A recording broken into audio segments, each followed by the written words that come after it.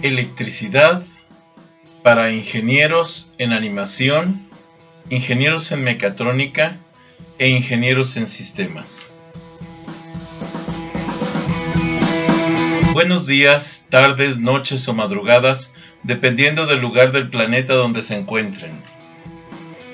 En este video explicaré los principios básicos de la electricidad necesarios para los proyectos de control de procesos, control de escenarios, alimentación eléctrica de centros de cómputo y laboratorios, así como alimentación eléctrica de animatronics.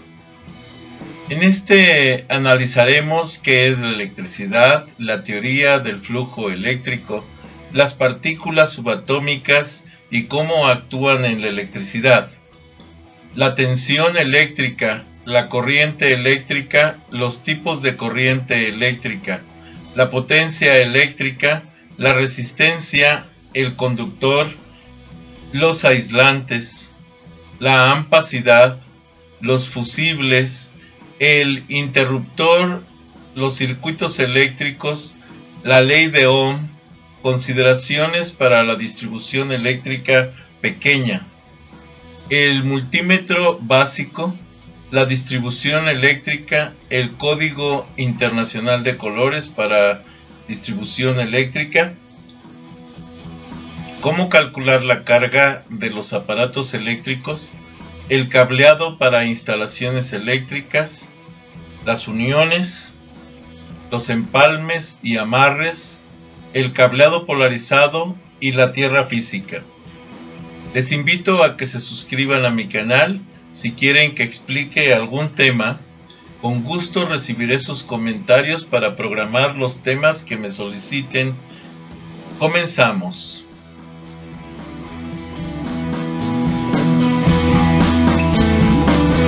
Electricidad.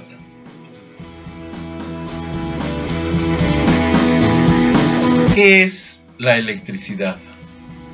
Es una forma de energía natural que puede ser producida artificialmente y que se caracteriza por su poder de transformación, ya que se puede convertir en luz, calor, sonido, movimiento, etc. Teoría de flujo eléctrico. La electricidad es como un fluido invisible. Un cuerpo que tenga más de lo normal se dice que tiene una carga positiva.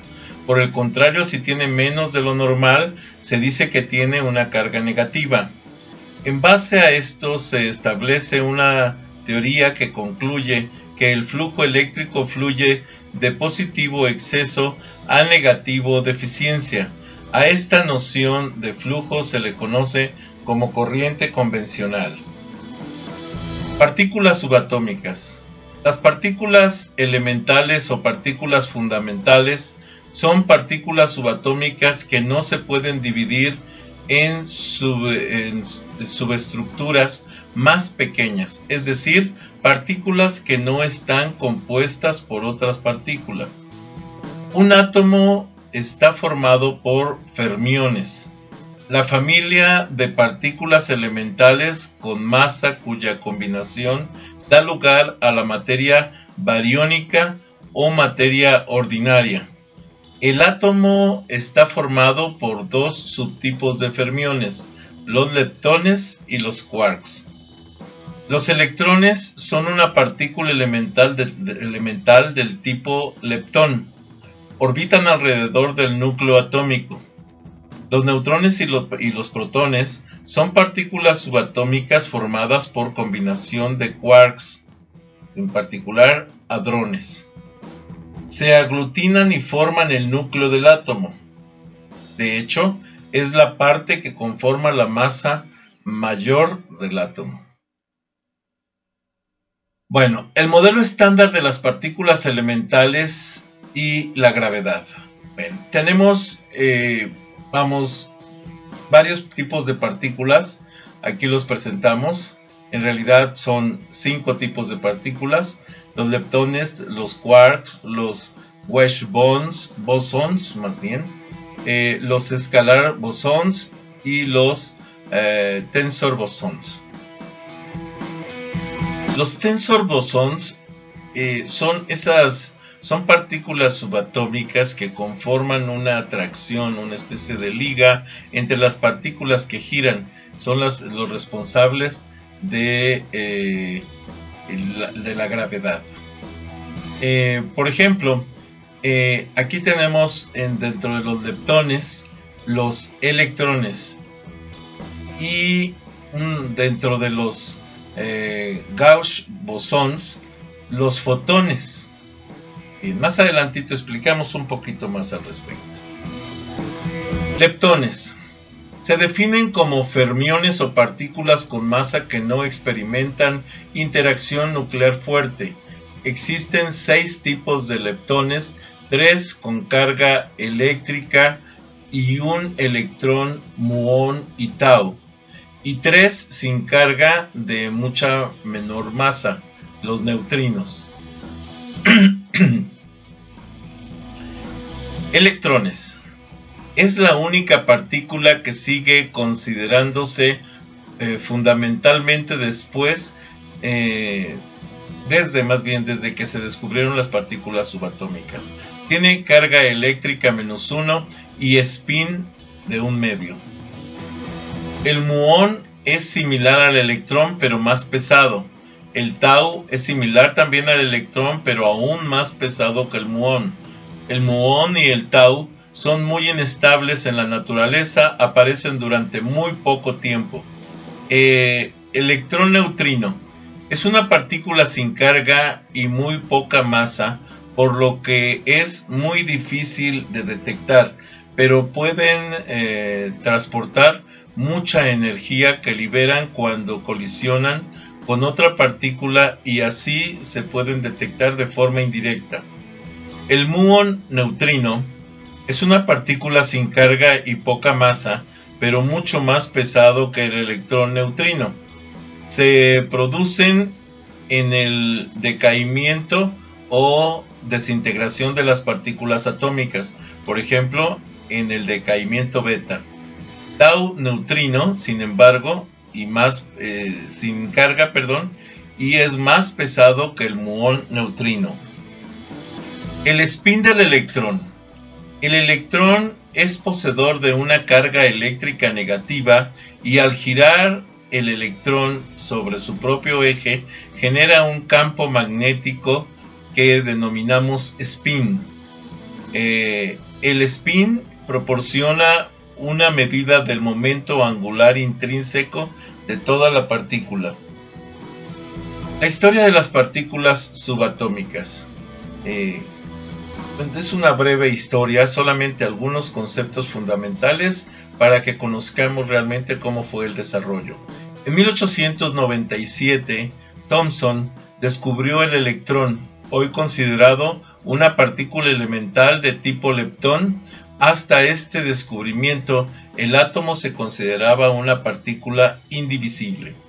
En 1905, Albert Einstein descubrió el fotón, hoy considerado un tipo de bosón, partícula sin masa que porta energía o fuera de interacción.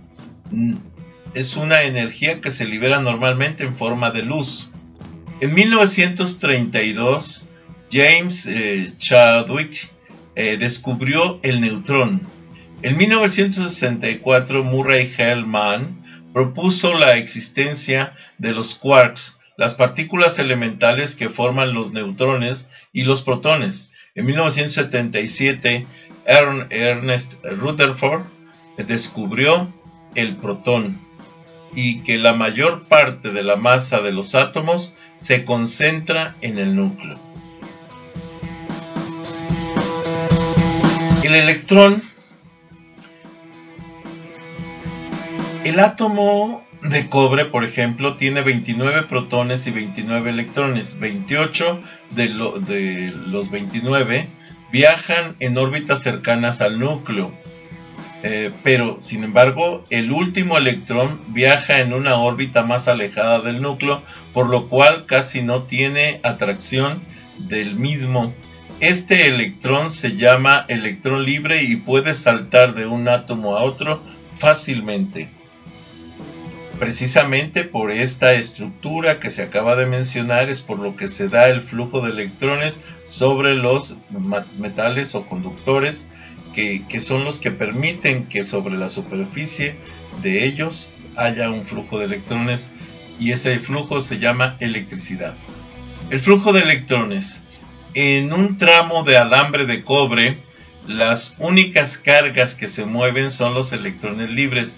Bajo la influencia de un campo eléctrico, estos electrones fluyen desde el terminal negativo de la batería hacia el terminal positivo. Esto se opone a la teoría del flujo convencional, y aunque todos están de acuerdo con el flujo de electrones, no se descarta la teoría anterior.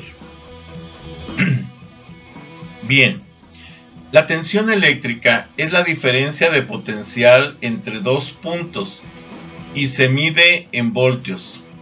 Al igual que se necesita una presión para que circule el agua por una tubería, se necesita tensión, fuerza para que circule la corriente eléctrica por un conductor. Podemos analizar, por ejemplo, esta imagen en la cual podemos mostrar tres puntos de contacto para el conector, que es el neutro, la patita recta vertical larguita, la corriente, la patita vertical cortita, y la tierra física, la patita más bien redondita.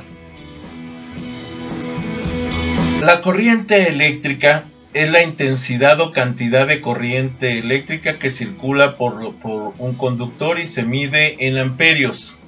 En otros términos, la corriente se define como flujo de electrones.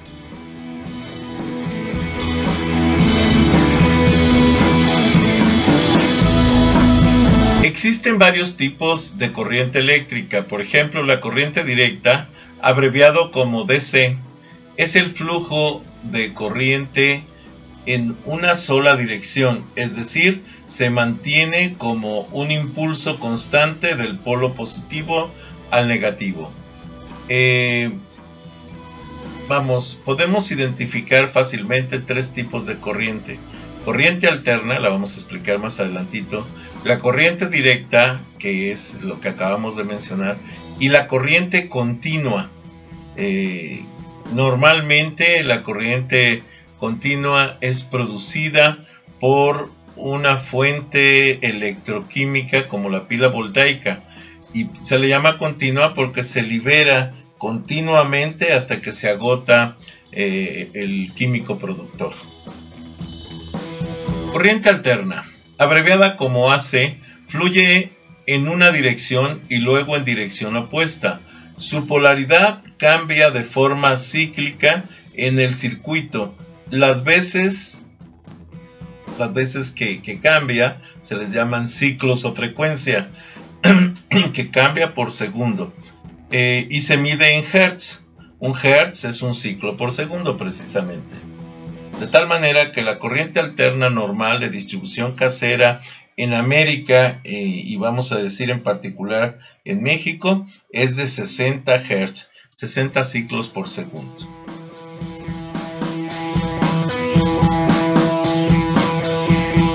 Muy bien. La potencia eléctrica es el trabajo hecho por una corriente eléctrica y su unidad de medida es el watt.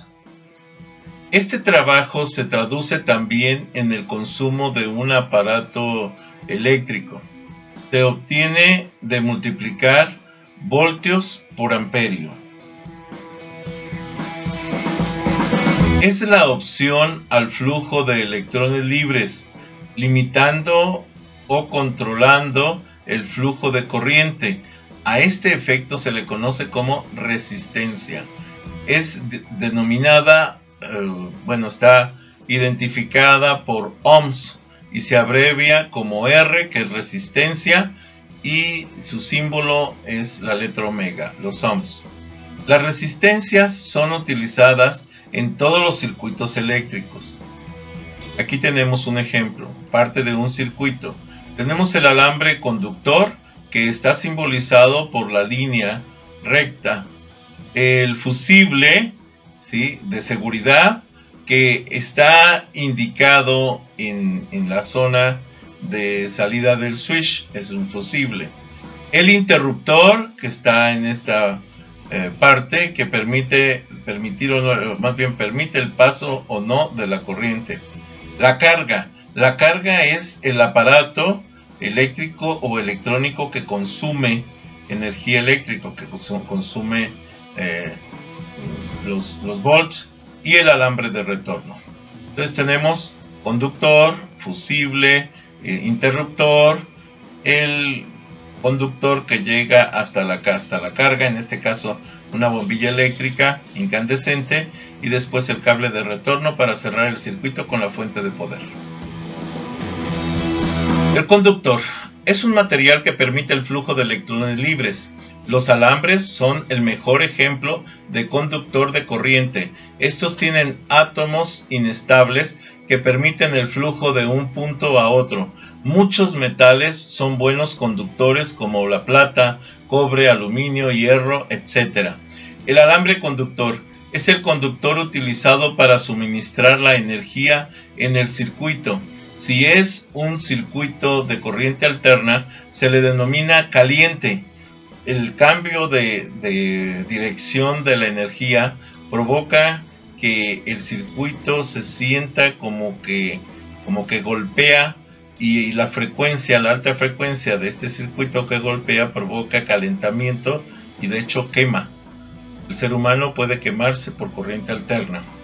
Y si es un circuito DC, de corriente directa, se le denomina conductor positivo. Este conductor no debe nunca conectarse a otra terminal de la fuente, ya que puede causar un cortocircuito. Los aislantes son materiales que resisten o detienen el flujo de la energía eléctrica, de la electricidad. Los átomos de los aislantes son muy estables y no permiten el flujo de electrones fácilmente. El aislamiento en los alambres está diseñado para prevenir flujo eléctrico fuera del centro del conductor. Un ejemplo del aislante puede ser el aire, el vidrio, el plástico, el caucho y la porcelana. Ampacidad. Esta palabra se refiere a la corriente. Es la corriente en amperios que un conductor puede soportar continuamente en uso normal sin exceder su capacidad de temperatura. Este valor depende del área seccional del conductor, ya sea de cobre o de aluminio, y del tipo de aislamiento alrededor del conductor. La ampacidad no debe ser menor a la máxima carga alimentada por el conductor. El tamaño de un conductor. El diámetro de un conductor está generalmente dado en una unidad llamada mil, que representa una milésima de pulgada. Los números de los calibres de los conductores son expresados en AWG, American Wire Gauge. Mientras más grande es el número, más pequeño es el calibre del conductor. Fusibles. Los fusibles son utilizados para proteger un circuito de daño por exceso de corriente. Cualquier problema hará que la corriente aumente, haciendo que el elemento del fusible se queme, se funda, y por consiguiente interrumpe el flujo de corriente del circuito. El interruptor. Este dispositivo es utilizado para conectar o desconectar la fuente de energía de un circuito. Aquí tenemos, por ejemplo, una representación de un interruptor abierto, un interruptor con doble camino, un interruptor que puede estar cerrado en uno y abierto en otro, y viceversa, un push button, un interruptor de botón de presión, y también un push button invertido. La carga. La carga del circuito puede ser una bombilla, un tomacorriente, un solenoide, un zumbador o hasta un motor. Son componentes electromecánicos que consumen energía eléctrica para su funcionamiento. Es el dispositivo que se requiere alimentar con corriente, ya sea para crear luz, movimiento, sonido, etc. Alambre de retorno. Es el conductor que cierra el circuito de la carga con la fuente de voltaje. Si es un circuito de voltaje AC, de corriente alterna, se le llama neutral y es un conductor aterrizado en el cual no hay voltaje, o sea, debe de estar en 0 voltios. Si es un circuito de voltaje de corriente directa, simplemente es un alambre de tierra, ya que cierra el circuito de la carga conectándose a la terminal negativa de la fuente. El conductor a tierra es sin duda el conductor más importante que debe existir en una instalación eléctrica. Su función principal es la seguridad. Si existe algún problema con el alambre conductor o caliente y la corriente circula en un aparato hacia la carcasa del mismo, dicha corriente será dirigida hacia la tierra por este conductor y evitando así que el usuario sufra un shock eléctrico. Circuito en serie. Tiene solo un camino de recorrido para la corriente, sin más de una carga componente es conectado en este circuito, toda la corriente fluirá a través de dicho camino. Por ejemplo, si yo cierro el circuito aquí, como está aquí, entonces esta fuente de poder meterá la carga, meterá el voltaje a esta carga, o sea, los 3 focos que están aquí. Pero va a entrar por un extremo, sale por el otro, continúa, entra por un extremo, sale por el otro, continúa, entra por un extremo, sale por el otro y retorna. Eso es en serie.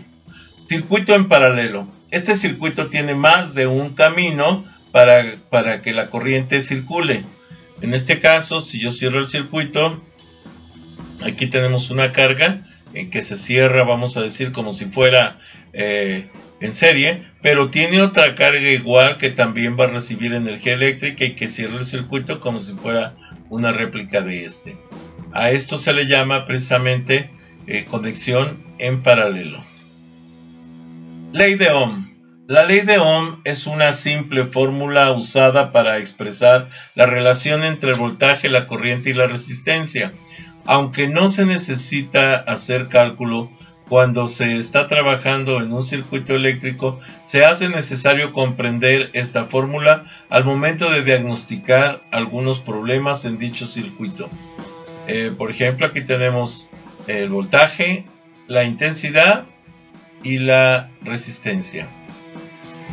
Bien, así, en un conductor recorrido por la corriente eléctrica, como aparece aquí, resulta que la intensidad de la corriente eléctrica I que circula es directamente proporcional a la diferencia de potencial, o sea, al voltaje, pero también es inversamente proporcional a la resistencia. Un conductor cumple la ley de Ohm si la relación entre V e I es constante e igual a R. Esto significa que R es igual al voltaje sobre la intensidad. De la relación anterior podemos obtener que la intensidad es igual al voltaje sobre la resistencia y el voltaje es igual a la resistencia por la intensidad. Muy bien. Aquí observamos un ejercicio. ¿Cuál es el valor de la intensidad de corriente eléctrica? ¿Sí? El valor sabiendo que el voltaje son 12 voltios, sabiendo que la resistencia son 22 ohms, 22.000 ohms. Entonces simplemente hacemos una división y obtenemos el resultado de que la intensidad es igual a 0.00054 amperes. O sea, volts sobre ohms nos arroja amperes. Consideraciones para la distribución eléctrica casera o de negocios pequeños. Precauciones en el manejo del multímetro. Distribución eléctrica de baja tensión. Ejemplo de conexión de interruptor automático de distribución general. Código de colores para las instalaciones eléctricas. Cómo calcular el amperaje de los aparatos eléctricos de reporte nominal. Cómo calcular el amperaje de aparatos eléctricos por medio de por medición, y los diagramas para medir el amperaje consumido por un aparato eléctrico. Esos temas los vamos a agotar paso a paso. Las precauciones en el manejo del multímetro. 1. Verificar siempre que las puntas de prueba se encuentren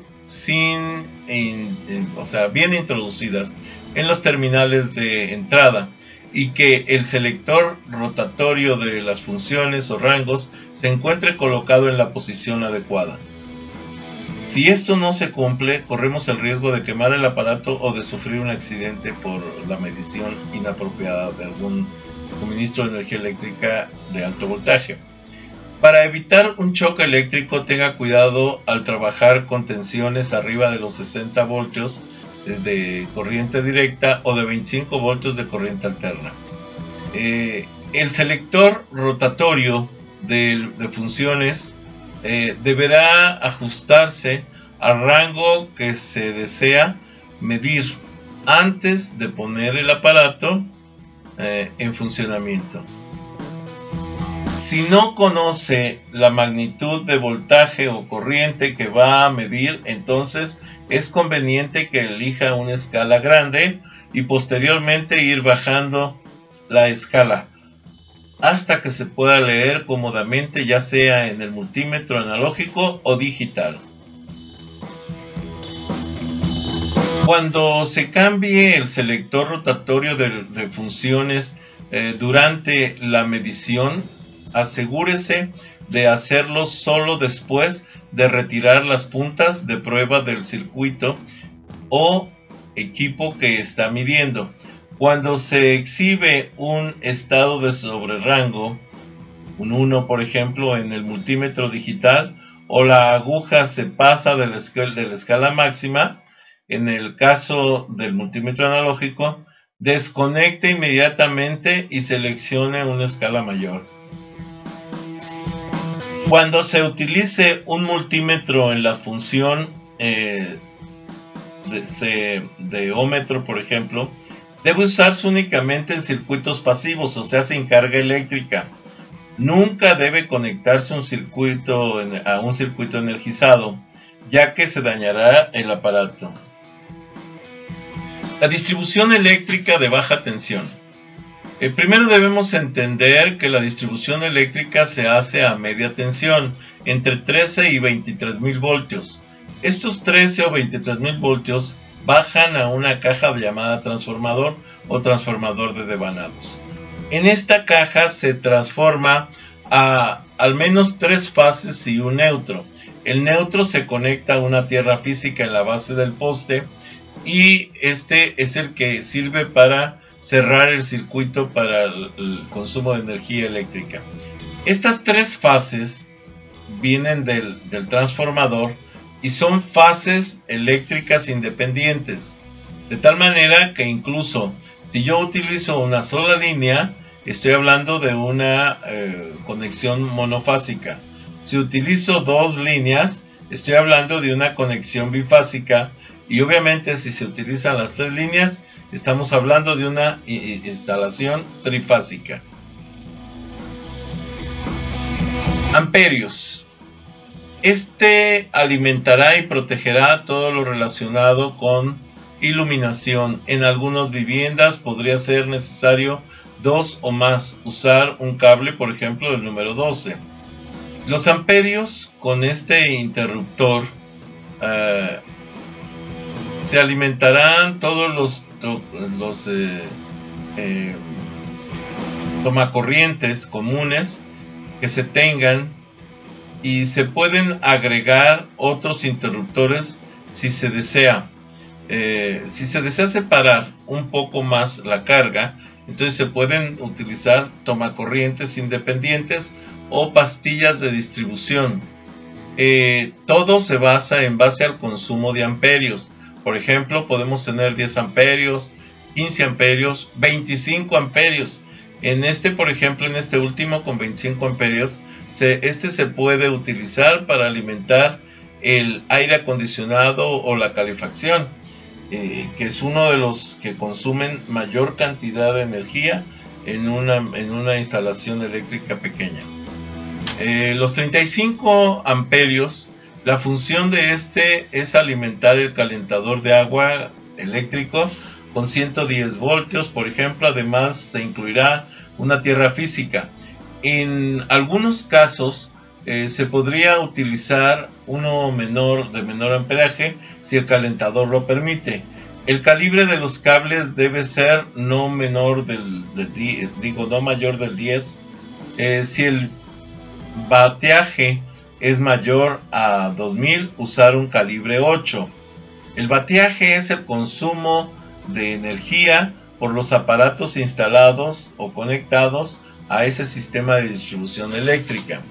Entonces, si es mayor a 2000 vatios el consumo, entonces se recomienda utilizar un cable del número 8 e interruptor automático de 40 amperios, que son las pastillas cortocircuitos. Los 25 amperios, proporcionará energía a la estufa de la cocina eléctrica, por ejemplo, únicamente. Esta recibirá 220 voltios. Se debe de agregar tierra física para la estufa. Se utilizan dos interruptores de 25 amperios, o sea, dos líneas o fases independientes de alimentación, y se transforma en un sistema bifásico. Código de colores para las instalaciones eléctricas. Se debe calcular el consumo real de los watts o amperes, convertirlo en amperes para determinar el tipo de cableado a utilizar. Por ejemplo, tenemos el color neutro, que es blanco, fase negro, fase azul, fase rojo, y tierra física, que puede ser en verde o combinado verde-amarillo, también tierra física. ¿Cómo calcular el amperaje de los aparatos eléctricos por reporte nominal? Si se cuenta con el reporte del fabricante, se divide los watts reportados como consumo máximo entre el voltaje suministrado. Por ejemplo, un horno de microondas de 900 watts requiere 900 watts sobre 127, alrededor de 7 amperes.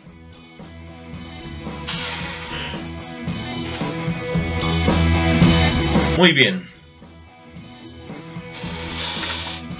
¿Cómo calcular el amperaje de aparatos eléctricos por medición? Entonces es mediante el uso de multímetro. Es posible medir el amperaje consumido por un aparato eléctrico conectado en serie, el aparato con el multímetro, capaz de medir amperaje de corriente alterna. Vamos a ver el diagrama. Esto es, si nosotros tenemos un aparato que se va a medir, y tenemos una fuente de alimentación y tenemos un multímetro, la fuente de alimentación, el multímetro y el aparato que se va a medir deben de estar conectados en serie para que pueda llevarse a cabo la medición del consumo del aparato. La característica es que el multímetro tiene que ser capaz de medir amperajes alternos, por ejemplo, o directos, si fuera el caso de que quisiéramos medir el consumo de algo que tiene un consumo directo. La mayoría de esas mediciones se hacen por corriente alterna. Instalaciones eléctricas necesarias. Corriente alterna, cable de instalación eléctrica y capacidad, valores normalizados, cables AWG, uniones de empalmes o amarres de cables, alambres eléctricos. Se debe de cubrir con cinta aislante las uniones de los cables eléctricos. El cableado polarizado. Recomendaciones básicas de instalaciones eléctricas y tierra física. Bueno, la corriente alterna. La corriente eléctrica es el movimiento de los electrones libres a lo largo de un conductor que está conectado a un circuito en el cual existe una diferencia de potencial. En tanto exista una diferencia de potencial, fluirá corriente cuando la diferencia de potencial no varía, la corriente fluirá en una sola dirección, por lo que se le llama corriente continua o directa, CC o CD. CC es normalmente suministrada por energía química, o sea, por descomposición química para liberación de un material electroquímico, y la corriente directa, que es producida por un banco un banco de diodos, un banco rectificador que permite transformar la corriente alterna en corriente directa. El otro tipo de corriente que existe se llama corriente alterna, ya que cambia constantemente de dirección tal como se indica en la ilustración. La corriente en todos los circuitos fluye del terminal negativo hacia el positivo. Por lo mismo, para que haya un flujo de corriente alterna, la polaridad debe de cambiar su dirección. A las fuentes con estas características se les llama fuentes de corriente alternas. A los circuitos que trabajan con este tipo de corriente se les llama circuitos de corriente alterna. A la potencia que consumen, potencia de corriente alterna. La corriente alterna no es adecuada para algunas aplicaciones, solamente se puede usar corriente directa. Por ejemplo, los circuitos de los equipos electrónicos no funcionarían con corriente alterna, por lo mismo se hace la conversión a corriente directa por medio de rectificadores y filtros. Cuando los conductores son muy largos, por ejemplo, desde la fuente de energía hasta los hogares, se ocasiona una considerable pérdida de energía o potencia eléctrica. Como se ha mencionado anteriormente, cuando se habla sobre los conductores, se dice que cuando más grueso es el conductor, aparte de soportar mayor amperaje, opone menor resistencia para la corriente eléctrica, para el flujo de corriente eléctrica, pero cuanto más largo sea, su resistencia aumenta. En estos casos, el alambre de plata sería el ideal, pero su costo es muy alto.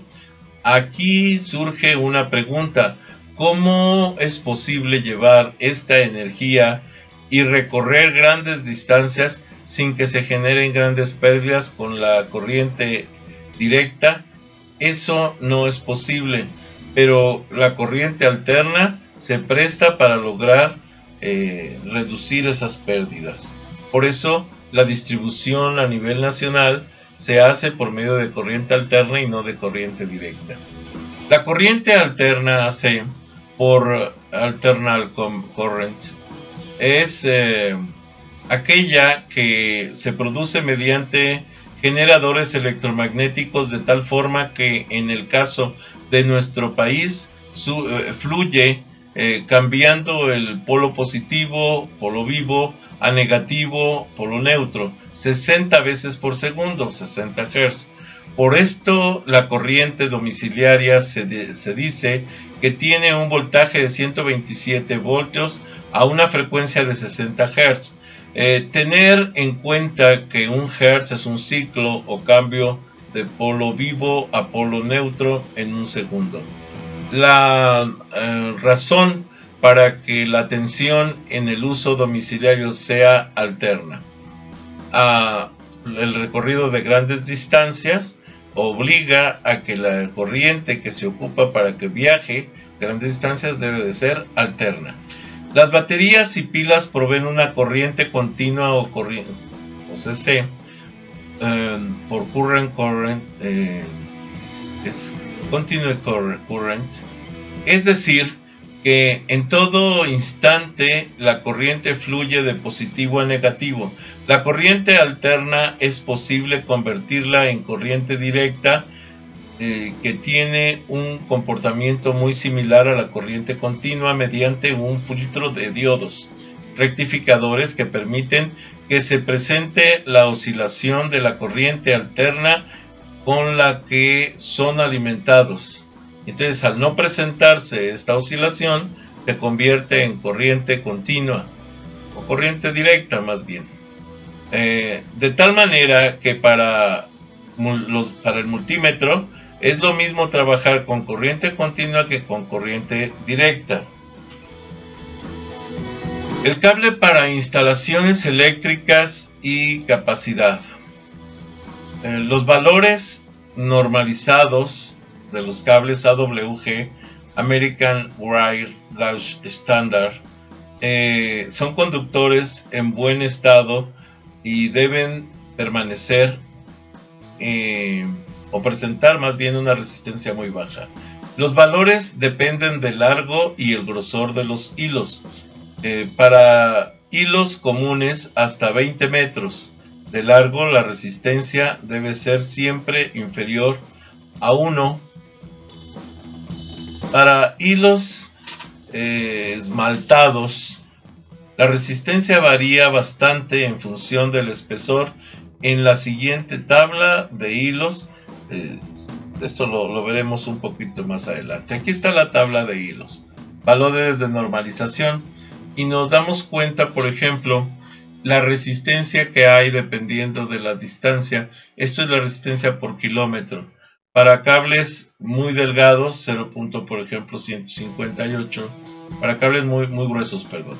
4 ceros es un cable muy grueso, y vean que la pérdida es muy baja, mientras que para cables muy delgados como el 19 la pérdida es altísima, 26.15.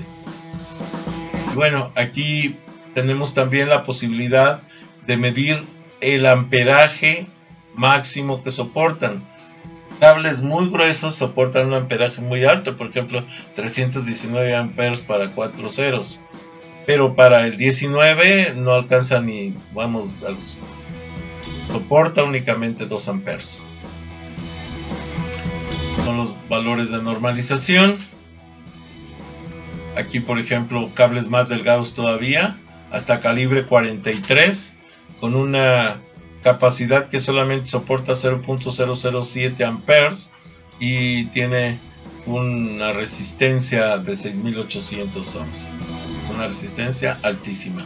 Las uniones, empalmes en amarres de cables para provocar menor pérdida cuando tengo que empatar dos alambres, pues son, por ejemplo, tenemos la llamada unión cola de rata, que es un torcido parejo en un solo sentido de las dos puntas de los alambres que se pretenden juntar o de los cables que se pretenden juntar. Realizar extensiones de alambre pueden ser por medio de uniones de tipo Western. Aquí tenemos un Western doble, que es una torcedura en un sentido y en el otro extremo en el otro sentido, para formar esta unión para extender cuando queremos extender cables. Aquí tenemos algunas uniones eléctricas, por ejemplo la unión cola de rata, aquí se detalla, la unión de 3 alambres, aquí se detalla, la unión de toma doble, aquí está, la unión para lámparas, por ejemplo, esa es la que se recomienda, y la unión de toma sencilla, aquí lo tenemos. Son diferentes formas para generar distintos amarres. Cubrir, proteger con cinta aislante las uniones de cable eléctrico. Para aislar una unión comienza por enrollar la cinta sobre el aislante de plástico que recubre el cable de un extremo a partir de una longitud ligeramente mayor que el ancho de la cinta. Desde ahí, entonces, y manteniendo la cinta aislante tensionada, entonces se enrolla, ¿sí? Oblicuamente hasta cubrir el empalme o unión completamente, llegando al otro extremo. Cada vuelta de cinta aislante debe cubrir una vuelta anterior, como mínimo en la cuarta parte de su ancho. Esto para evitar que quede el cable desnudo, ¿sí? El cable de cobre sin recubrir, porque ese recubrimiento es fundamental. Una vez finalizada la primera capa, se coloca una segunda capa de cinta aislante, enrollándola en dirección contraria de modo que las espirales se encuentren. La presión de la cinta con los dos dedos dentro de las rendijas de los huecos que forman las uniones de los cables. Esto para mejorar la adherencia de la cinta. Pueden ser necesarios 2 o 3 capas de cinta aislante para conseguir un aislamiento confiable. Bueno, ya habíamos explicado el cableado polarizado, volvemos a retomarlo, pero ahora tomando el código de colores. Esto está para un cableado a 127 voltios, que es el monofásico tradicional que se tiene en casa. El código de colores, tenemos la fase positiva o rojo, que es el positivo rojo. Luego el neutro, que es el blanco. El neutro es el blanco. Y después la tierra física, o que puede ser negra o verde, la tierra física. Muy bien. Las recomendaciones básicas de las instalaciones eléctricas. Para el correcto funcionamiento y la protección de los equipos informáticos, ya sean familiares o empresariales, es necesario que la fuente de alimentación eléctrica cumpla por lo menos con los siguientes requisitos: que sea una fuente de alimentación eléctrica constante como la que se proporciona por la Comisión Federal de Electricidad. Si es de una planta de energía, esa debe de ser supervisada constantemente para evitar variaciones fuertes que afecten de gravedad el equipo. Debe de contar con una tierra física para descargar las corrientes acumuladas, corrientes estáticas. La alimentación se recomienda que sea polarizada para garantizar de una forma constante una recepción del flujo eléctrico por la fuente. Se debe de contar con un sistema de protección contra voltajes elevados, instantáneos o prolongados en el sistema de alimentación. Normalmente se pide que se conecte todo a algo conocido como supresor de picos, para evitar precisamente que se pasen picos o voltajes de corrientes superiores y que puedan dañar el equipo. Es de suma importancia mantener el voltaje lo más estable posible, por lo que se recomienda mantener la línea de alimentación regulada. Tierra física corresponde esencialmente al sistema de descarga de corrientes estáticas que se forman en el interior de la computadora o de cualquier otro equipo electrónico o eléctrico que se conecte a la red eléctrica de alimentación.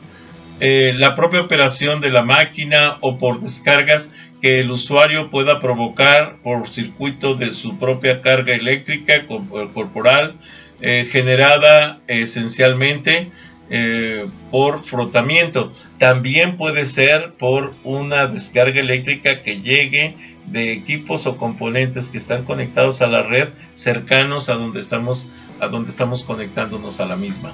Este sistema, en su versión más simple, corresponde a la conexión de una varilla de cobre, generalmente de media pulgada de diámetro, con punta en uno de sus extremos y con abrazadera en el otro extremo, obviamente, que se puede clavar directamente en la tierra y puede quedar conectada a través de un cable para garantizar la descarga de dichas corrientes acumuladas o dichas energías acumuladas en el sistema hacia esa zona de descarga. La cantidad de varillas y grosor del cable conectadas dependen de la cantidad de equipos que se encuentren conectados a la red eléctrica de descarga. Y esto funciona como tierra precisamente para que los equipos estén siempre aterrizados. Se recomienda como mínimo en un sistema de tierra para la casa habitación una varilla llamada copperware, que es de 1.5 metros de longitud a 3 metros y medio, de 1.5 a 3 metros de longitud y con media pulgada de diámetro, y una conexión de cable AWG10 de 7 hilos para una casa habitación con un equipo informático integrado por una o dos computadoras o una o dos impresoras. De acuerdo a al siguiente esquema que se plantea, este sistema de tierra permite proteger incluso varios equipos e impresoras siempre y cuando la tierra sea efectiva. ¿Cómo podemos garantizar que la tierra sea efectiva? Bueno, aquí tenemos un diagrama de la tierra. Existen, por ejemplo, para los centros de cómputo o sets o escenarios o líneas de proceso, se recomienda trabajar mejor lo que es la tierra conocida como delta y que corresponde a 3 varillas equidistantes en forma de triángulo en la cual se clavan aquí. La tierra física para servicios pequeños pues sería una sola tierra física. Si el terreno no tiene mucha humedad, no es muy salitroso, no tiene suficiente contenido de sales, se recomienda hacer un vaciado en un pozo en el cual se va a enterrar la varilla posteriormente. Hacer primero un vaciado y luego ir llenando por capas, ¿sí?, en proporciones iguales, tierra, sal, carbón, mezclarlos, irlos metiendo, apisonando y asentando con cantidades generosas de agua para que se vayan formando capas. Posterior a esto se clava la varilla en el centro de ese agujero que se creó como tierra para la tierra física y se deja antes de clavar toda la varilla un espacio para poder amarrar con una abrazadera el cable de retorno a la tierra física y ya de ahí se hace la conexión hacia lo que es el contacto polarizado. Muy bien. Bueno, vamos a dejar el video hasta aquí para no prolongarlo tanto. Espero esta información les sea de utilidad. En un video cercano, el siguiente para ser exacto, vamos a profundizar un poquito más en estos temas. Bueno, les invito a continuar en el canal y a seguir los videos que en él les publico. De la misma manera, les sigo invitando a que si no están suscritos, se suscriban al canal.